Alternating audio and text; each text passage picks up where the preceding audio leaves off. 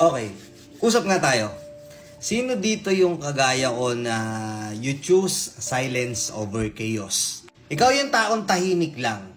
Hindi basta-basta nagre-react, hindi basta-basta pumapatol, pero ikaw din yung taong kahit tahimik ka lang, alam mo lahat ng nangyayari sa paligid mo.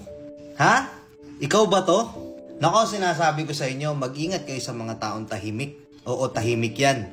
Oo, hindi yan pumapatol. Oo, hindi yan basta-basta magre-react. Pero alam niyan lahat ng nangyayari sa paligid niya. Sila lang naman yung mga taong magaling mag-observe. Sila din yung mga tipo ng taong nakakatakot punuin. Sa totoo lang. Kasi alam nila sa sarili nila na once na pumutok sila, hindi nila makokontrol yung sarili nila. Kaya hanggat maaari mas pinipili niyang manahimik, mas pinipili niyang mag-isip. Yung iba kasi sasabihin, ang KJ mo naman, hindi ka pumapatol. Patulan mo. Hindi nila gagawin yun. Tahimik lang sila. Alam nila mangyayari kapag pumatol sila.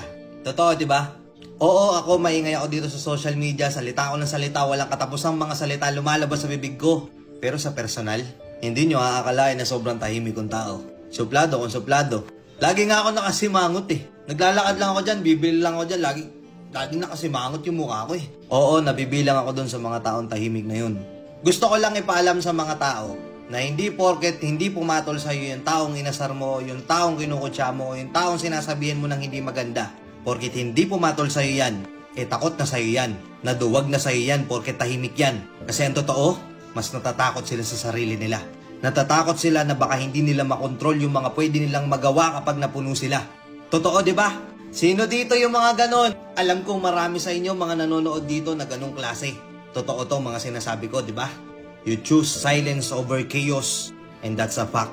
Sabi nga nila, kapag na-master mo yung katahimikan, na-master mo yung peace, na-master mong kontrolin yung sarili mo, mas nagiging delikado ka.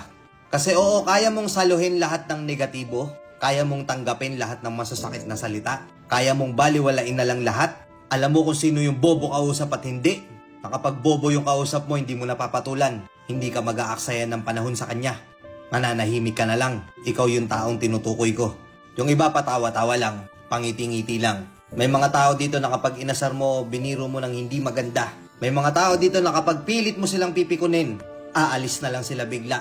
Mas pipiliin nilang wag na lang pumatol kesa kung ano pa magawa. Inuulit ko, tong mga taong tahimik na to, sila yung mga taong delikado. Kaya mag-iingat kayo. O, diba ikaw to? Kung ikaw tong tinutukoy ko na sinasabi kong kagaya ko kaparehas ng ugali ko na ako bilib na bilib ako sa'yo. Hindi ko alam kung anong klase yung pinagdaanan mo noon, kung gaano kahirap yung mga struggles mo noon, kaya naging ganyan ka ngayon. Pero alam ko sobrang hirap ng pinagdaanan mo noon.